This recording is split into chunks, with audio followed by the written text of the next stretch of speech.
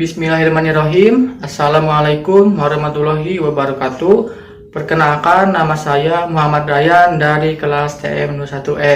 Nah, di sini kita lanjutkan lagi tugas teknik pengukuran.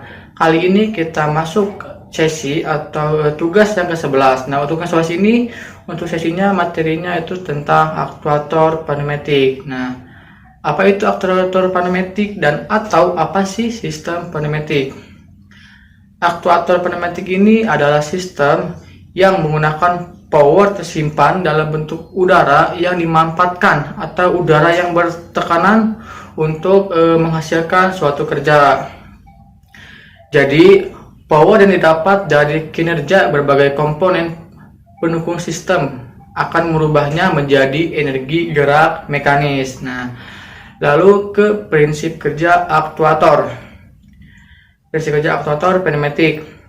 Dari udara luar atau udara yang bertekanan normal atau tekanan itu 1 atmosfer, lalu akan diambil atau diproduksi oleh kompresor untuk dirubah menjadi udaranya yang bertekanan, lalu disimpan di reservoir tank atau berjalan tekan, lalu didistribusikan ke masing-masing elemen pendukungnya seperti silinder, solenoid valve. Nah, itu untuk menghasilkan output berupa energi gerak mekanis. Nah, dari aktuator pneumatik berdasarkan kebutuhannya yang kita inginkan.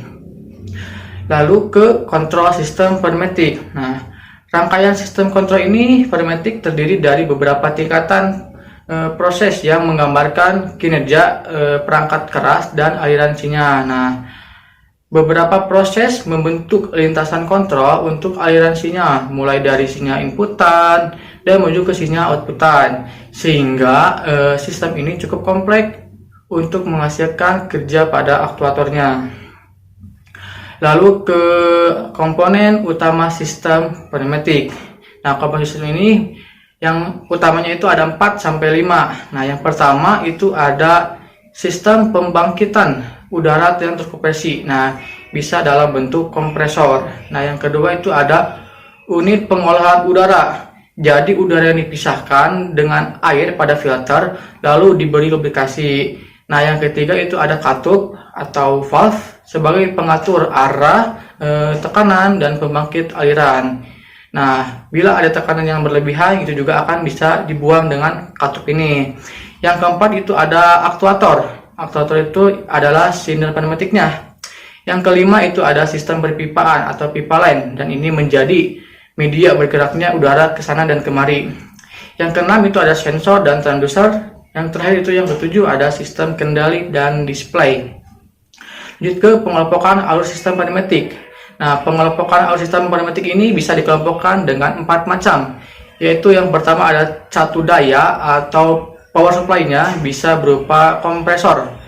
Yang kedua itu ada elemen masukan atau sensornya, bisa berupa solenoid.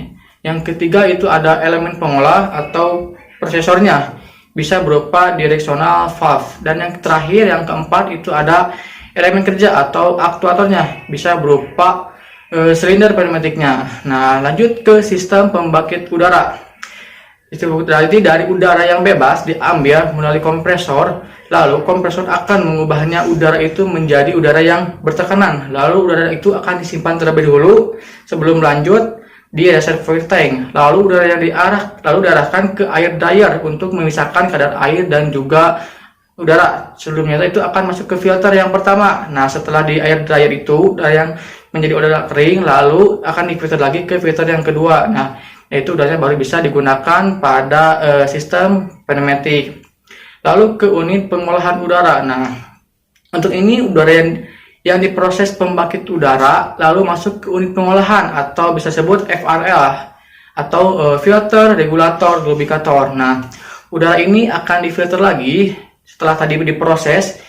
Siapa tahu ada airnya lagi, bisa dipisahkan di sini di filter. Nah, setelah di filter akan masuk ke regulator untuk disetting tekanan udaranya. Lalu masuk ke lubrikator untuk bisa melumasi beberapa komponen yang bisa dilumasi oleh sistem lubrikasinya. Lalu ke katup.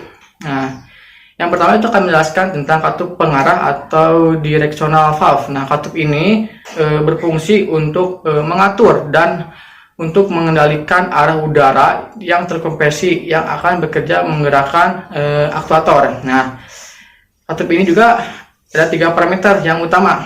Yang pertama itu ada jumlah lubangnya, ada jumlah posisinya, dan ada jumlah penggerak katupnya.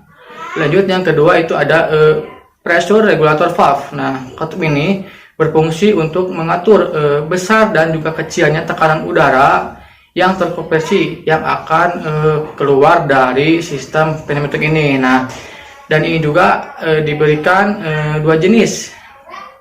Bukan 2 jenis. Nah, lanjut ke flow control valve.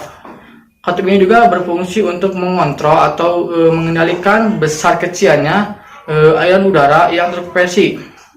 Nah, yang ini baru dibagi 2. Ya tadi maaf salah, yang ini dibagi 2. Yang pertama ini ada fixed flow control valve. Fixed flow control itu besarnya lubang laluannya tetap, jadi tidak bisa disetel permanen gitu aja. Dan yang kedua itu ada adjustable flow control valve. Nah, ini yang baru bisa diubah, adjustable, lubang laluannya itu dapat disetel dengan menarik atas bawahnya itu. Lanjut ke aktuator pneumatik. Nah, aktuator pneumatik ini berfungsi untuk memberikan gaya gerak dengan memberikan tekanan udara berasal dari directional valve. Nah, ini juga sama, aktuator pneumatik ini dibagi 2. Yang pertama itu ada single acting, dan yang kedua itu ada double acting. Lanjut ke simbol-simbol dalam pneumatik. Yang pertama itu ada kompresor. Kompresor itu simbolnya bulat, ada garis-garisnya. Yang kedua itu ada tangki udara, ada yang 3 filter, dan yang keempat itu yang berbeda, pemisah air. Untuk ini simbolnya dibagi 2, ada yang kerja manual dan juga kerja otomatis. Nah, mungkin itu saja penjelasan tentang aktuator pneumatik dari saya. Kurang lebihnya mohon maaf. Sekian dari saya. Wassalamualaikum warahmatullahi wabarakatuh.